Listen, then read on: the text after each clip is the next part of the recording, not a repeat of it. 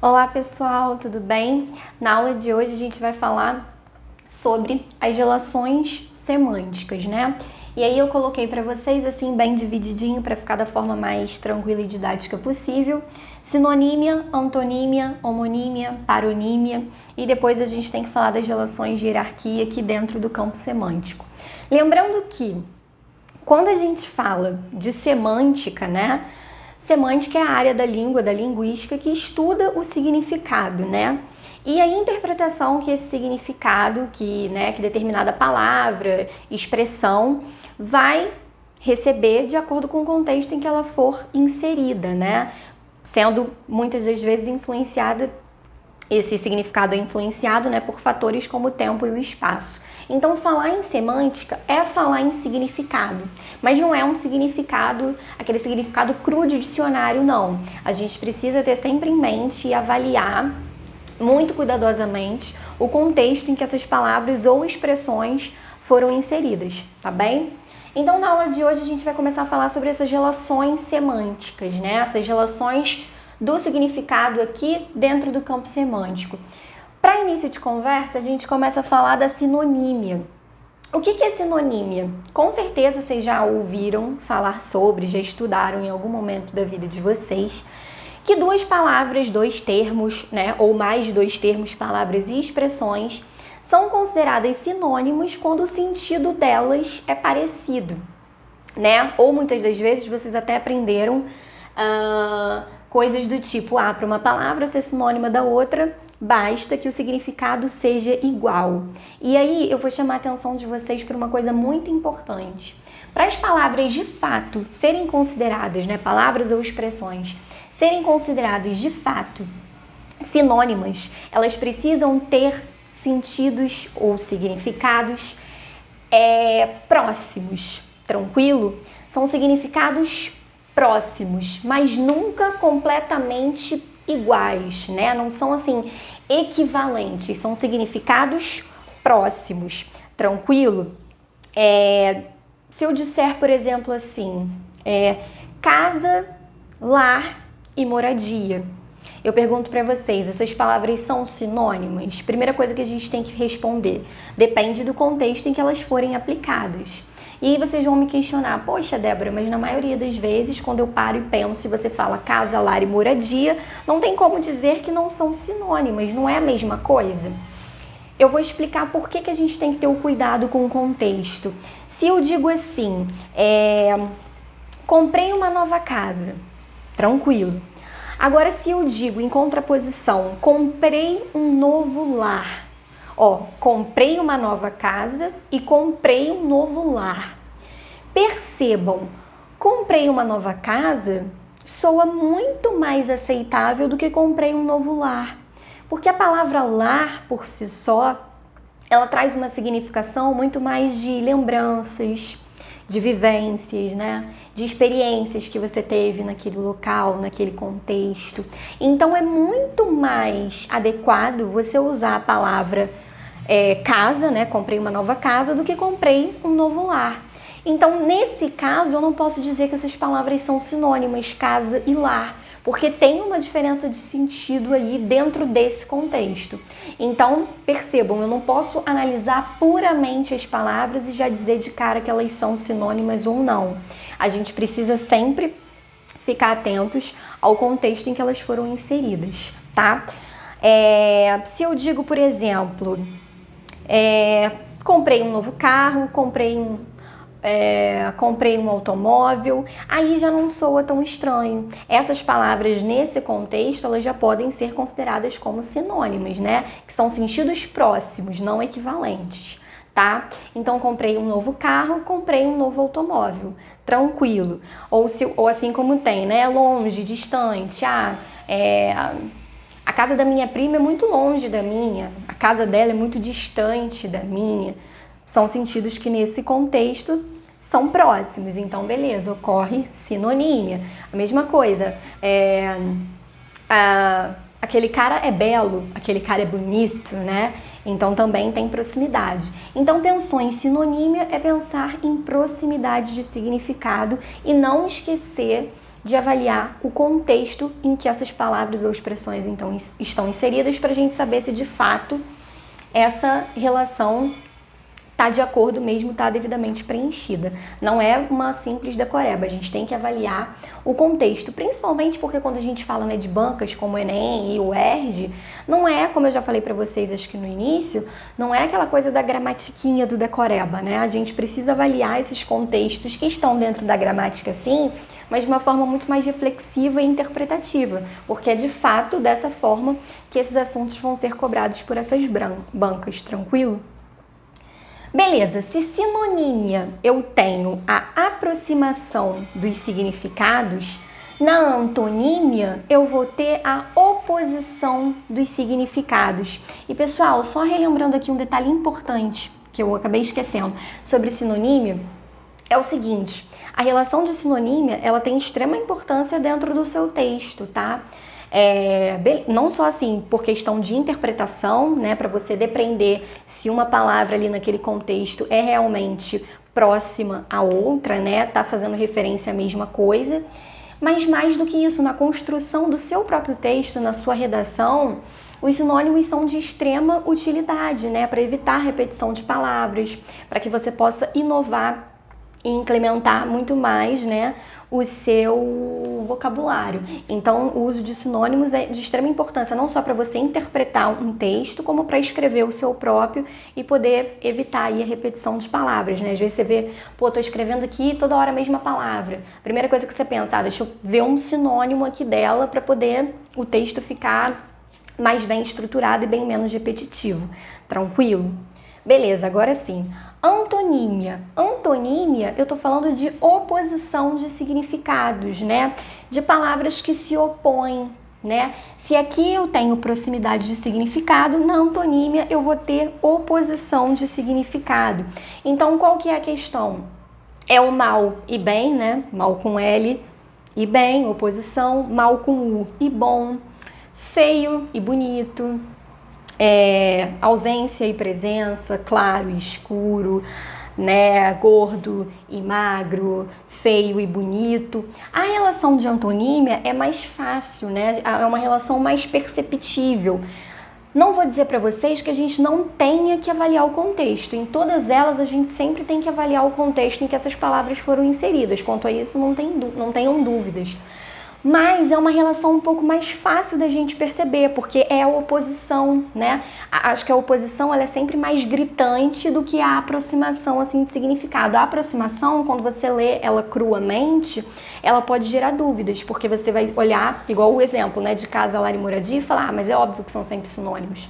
Não, dependendo do contexto, isso vai se alterar. No caso dos antônimos, dependendo do contexto, às vezes até por intenção do autor, né, dependendo do tipo de texto, pode ser que palavras de natureza antônimas ali não sejam colocadas como antônimas.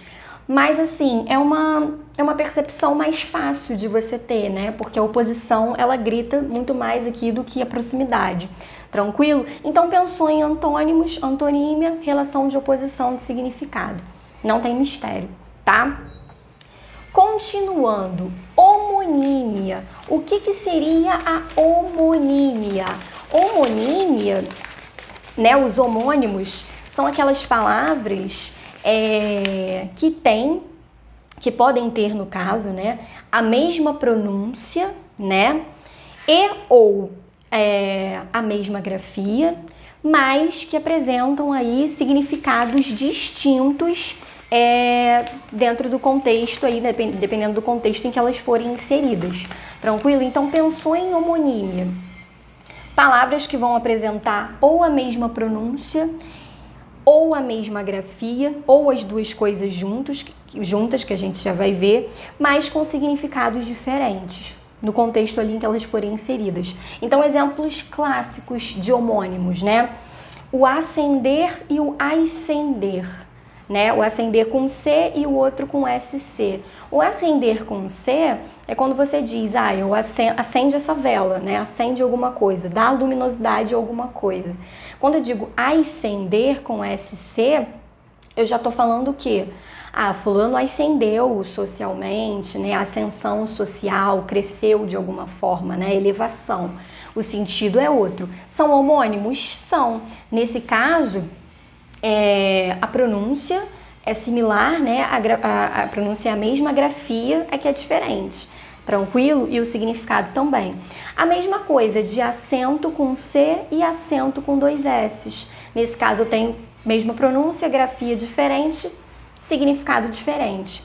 Acento com C é o quê? É o acento gramatical. Acento com 2 S's é o acento de sentar. Outro exemplo, apressar com C cedilha e apressar com 2 S's, né? Apressar com C cedilha é o ato de você ajustar o preço de alguma coisa. Apressar com 2 S's é apressar alguém que esteja atrasado. Ó, apressa fulano aí, que senão a gente vai se atrasar. Então, sentido diferente. Tranquilo? Agora, quando ocorre um caso, por exemplo, em que os homônimos apresentam não só a mesma grafia, como a mesma pronúncia, a gente vai ter um caso aí de homônimos perfeitos, né? Quando eles vão apresentar a mesma pronúncia, mesma grafia, mas significados diferentes. Homônimos perfeitos. Vou dar um exemplo. Se eu digo assim, ele chegou cedo em casa, e se eu digo, eu cedo esse livro para você. Ó, ele chegou cedo em casa e eu cedo esse livro para você. O primeiro caso, ele chegou cedo em casa, é um advérbio. O segundo caso vem do verbo ceder, né? Eu cedo esse livro para você.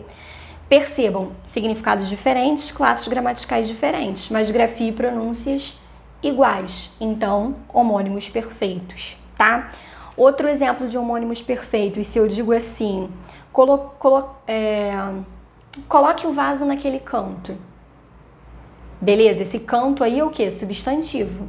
Agora, se eu digo, eu canto para relaxar, esse canto aí já é o quê? Verbo, né? De primeira pessoa aí, conjugado em primeira pessoa do singular, presente do indicativo. Então, mesma coisa, mesma pronúncia, mesma grafia, homônimo perfeito, mas o significado é diferente. Tranquilo? Então, pensou em homonímia é pensar em palavras que têm a mesma pronúncia e ou a mesma grafia, mas significados distintos, tá? Paronímia. Paronímia, o nome já diz, a gente pode até pegar aqui assim o início para poder gravar para ficar mais fácil. Paronímia vem de parônimos, né? De palavras parecidas. São palavras que se parecem, tá? Na pronúncia e na escrita, mas que também vão apresentar significados diferentes. Exemplos clássicos, eminente e iminente. Eminente é algo que é notável, que tem algum destaque, né? Então, se eu digo assim, ela era eminente figura no meio político. Eminente, né? Ela tinha um destaque ali naquele meio, né? Ela tinha uma posição notável. Agora, se eu digo, algo está em iminência, algo está prestes a acontecer. Então, eminente, algo que é elevado, que é notável, e iminente, algo que está prestes a acontecer. Percebam, são palavras extremamente parecidas, aí a gente só tem a troca inicial do é pelo i, mas que são completamente contrárias no quesito significado, tá? Outro exemplo, delatar e dilatar. Delatar é quando você vai denunciar alguém ou alguma coisa. Dilatar é quando você expande, né? Aumenta o volume ali, estende, alarga o volume de alguma coisa. Outro exemplo, discriminar e discriminar. Discriminar tem no sentido de distinguir, de separar, né? Por exemplo, discriminação racial. Agora, se eu digo discriminar, eu já estou falando no sentido de absolver, de inocentar. Tranquilo? Mesma coisa do tráfego e tráfico, né? Tráfego tem a ver com trânsito, tráfico tem a ver com algum comércio ilegal aí. Tranquilo? Então, pensou em paronímia, parônimos, palavras parecidas, tanto na escrita quanto na pronúncia, mas com significados completamente distintos. Tranquilo? Continuando, a gente precisa entender isso daqui, que é um conceito extremamente importante, que é o conceito de campo semântico. Ora, semântica tem a ver com significado. O que será que é o campo semântico?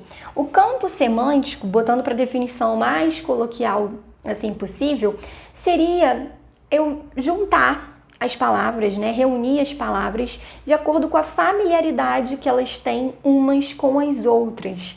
Então, por exemplo, o campo semântico da cozinha, né? Vai ter a geladeira, o fogão, a torradeira, o micro-ondas. O campo semântico do quarto, né? O que representa o campo semântico do quarto?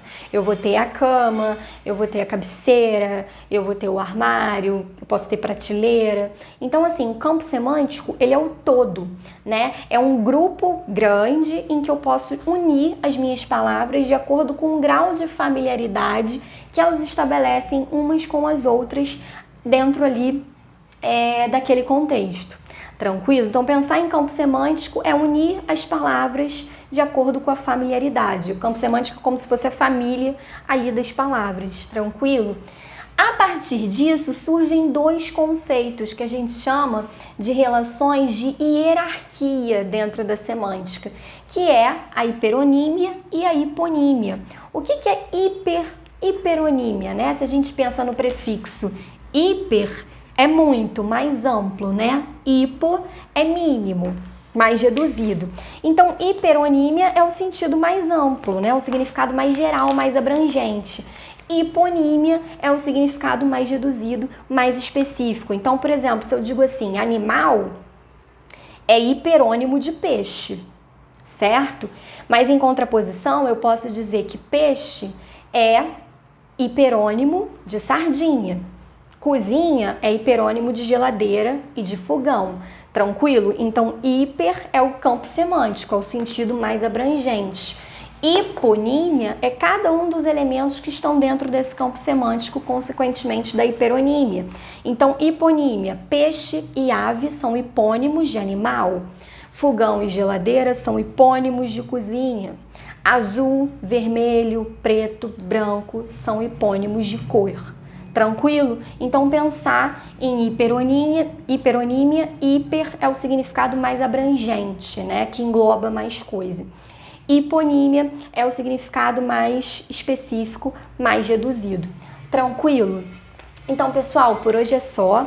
A gente viu da forma assim mais tranquila possível as relações semânticas. Espero que tenha ficado claro para vocês, tá bem? Não esqueçam de revisar esse conteúdo, é um conteúdo de extrema importância, né? A semântica dentro de uma prova de língua portuguesa do Enem, por exemplo, principalmente quando a gente fala, né, de sinônimos na construção do texto, né? Falei da importância deles para vocês construírem aí a coesão e a coerência também dentro do texto de vocês. Então não esqueçam de revisar esse conteúdo com afinco e com muito cuidado, tá bem? Não esqueçam de dar um like no vídeo, se inscrevam no canal e ativem o sininho para vocês ficarem por dentro de todas as notificações, tá bem?